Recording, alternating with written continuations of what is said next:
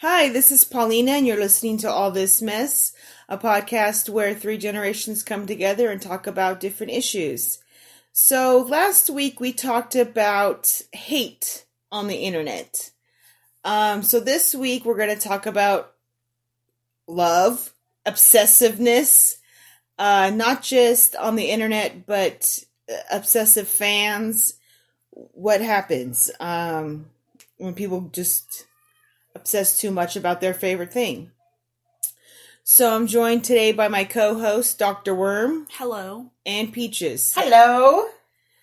Okay, guys, so Dr. Worm, tell us what stan culture is. So stan culture, this is keyed off that one Eminem song about Stan where he was writing obsessive letters to Eminem and then went crazy because he didn't get any replies. And he was basically like obsessed with him. And so that's where stan culture, that's where the name comes from. And so basically stan culture is where you'll get a bunch of people, mainly on the internet, who become so obsessed with celebrities or characters that they base their entire internet presence upon this person. And they over-glorify them. They will do anything in the name of this person. And that's basically what you'll get. You'll get a lot of stan accounts for things like whether it be like new cartoons or, YouTubers and even, what are they called? K-pop stars. So that's it. Yeah, so I was looking it up. It's what's defined as like a parasocial relationship. It's one-sided.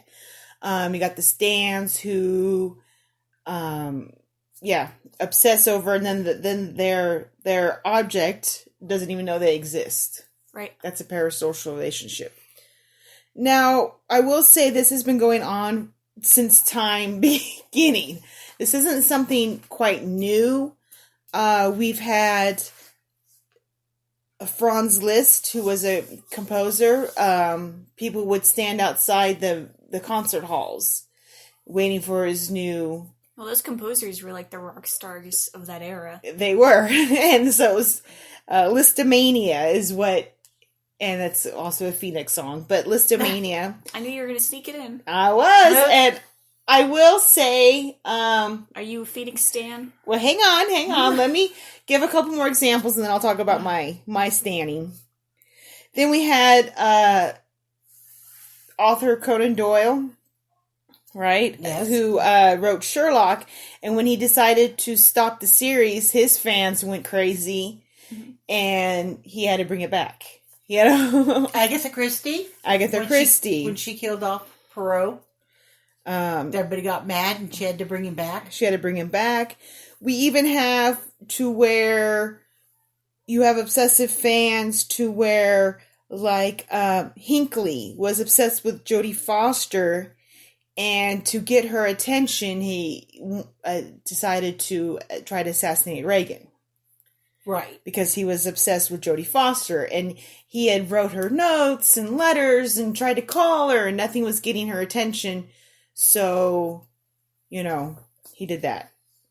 We have Chapman, who killed John Lennon, but not because he was obsessed with him, but in a way because John Lennon was saying he didn't believe in God, didn't believe in the Beatles, didn't believe in this and that. So he obsessed over him too and killed him. So this has been going on for a long time. I think what's now is that because fans feel like, because celebrities are now on Twitter and Instagram, Snapchat, you feel closer to them because you can tweet to them. And if they like your tweet, maybe they'll retweet it. And they'll be like, oh my gosh, they retweeted my tweet. They liked me. They liked my, comment. Yay. Yeah, and as soon as they do that, that's when we have a personal relationship. They're my bestie. Yes. So even though this has been going on a while, I think it's more just the internet, it seems more prevalent, more like we can get closer to them than we ever have before. Easy access. Yes. And it's not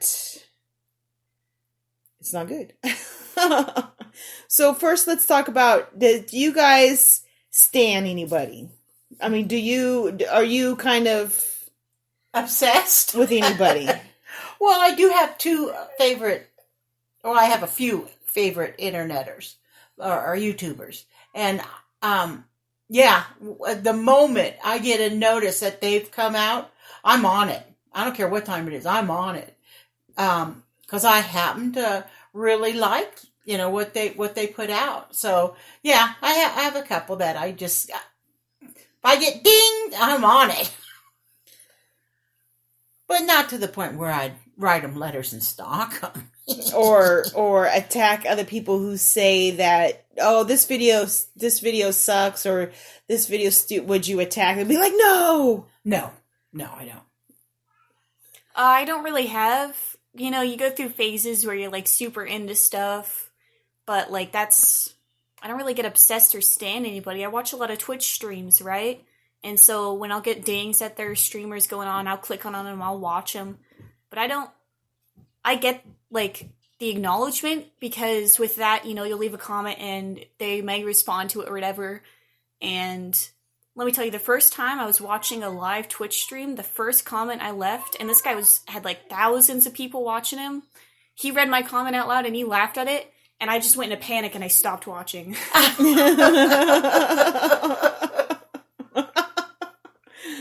Oh, that's funny. What do I? Oh right? No! What do I do? Pressure! I gotta say something funny again. And so then I came back and I left the other comments, and he would read out mine and he'd laugh, and then that's it. I got enough and I stopped watching him. But no, I get that where, I don't get obsessed with anybody like that. But you do feel like, because the internet provides this sort of, streamlined connection with just about anybody who is willing to allow it. And although the K-pop users, I guess you could say that their managers allow it, not them personally. Regardless, that sort of attention and that sort of discussion that you can have about these people that you're now obsessed with, it's a lot easier to fester and feed off of this bad habit of completely involving your presence around this person, right? Where it's a lot more streamlined with, you don't have to write letters, you don't have to, go out and stalk people at their concerts or anything like that. You just have the internet, which is, allows for ease of access with everything like this, right? And I feel like we come back to that a lot, that the internet is what propagates a lot of this type of behavior.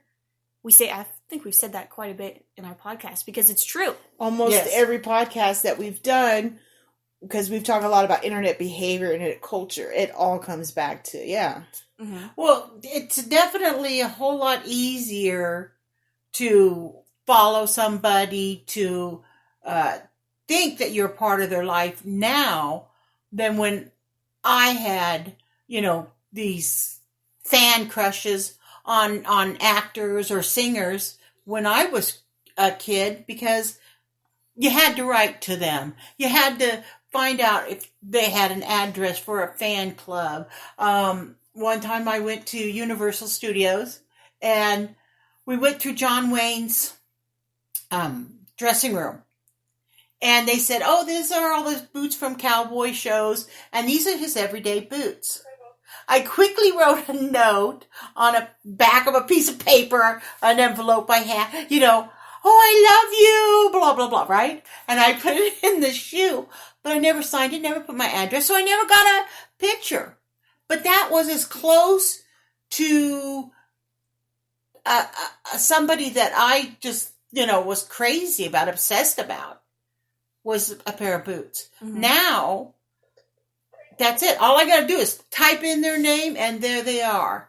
If on YouTube, on Twitter, on Instagram, you see them. They post this everyday stuff about who they are, and it makes you feel close to them.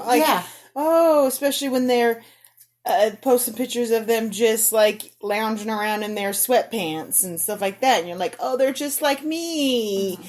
They like this TV show too. They like that. They drink Dr. Pepper too. Yeah. We are besties. I went through a period not too long ago where, and I'm still obsessed. I'm not obsessed as much as I was. I was thinking about this earlier today. It was 10 years ago. 10 years ago, I started liking Phoenix. And I'm not as obsessed today as I was 10 years ago. Now, of course, I will still buy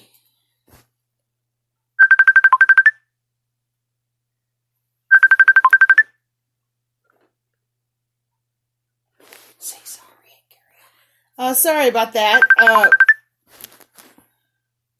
Sorry about that. So my phone, I didn't realize it just keeps ringing. So anyway, I was obsessed. I discovered Phoenix about 10 years ago, and I became obsessed. Yes, you did. So, I mean, even today, though, I will still buy every record. I'll go to as many concerts as I can, but I was obsessed 10 years ago. I paid an exorbitant amount of money to even meet them at a meet and greet.